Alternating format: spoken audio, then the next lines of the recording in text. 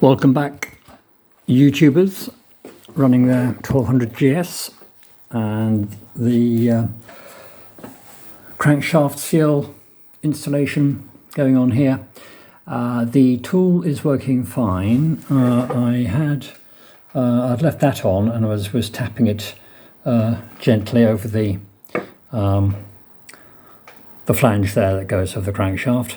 It was needing more persuasion than I could give it. Then I realised there was probably enough space to slip on the crankshaft nut and washer, and that is working really well. Just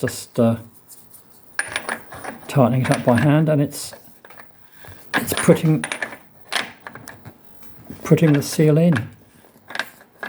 As you can see, the final stage. There we go, look. That's it. We're there.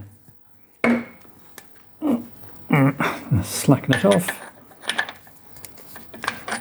And we should be able to reveal that the seal is square and flush.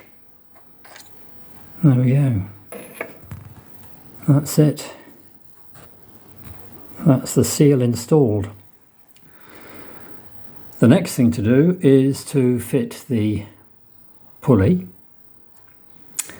and I am indebted to Normski on his YouTube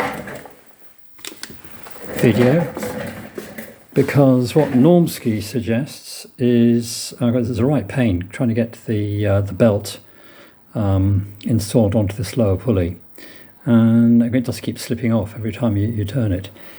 But he suggested drilling out one of these 3 holes, well, not drilling out, just reaming into a 6mm thread, so you can thread in a bolt. I've chosen to slip onto the bolt some extra nuts, and then the idea is, as you rotate it round, it will prevent the belt from pinging off at about this point. So I'll do that in a while. It's going to be difficult to video that for you, so I'll have to let you know how it works out once I've done it.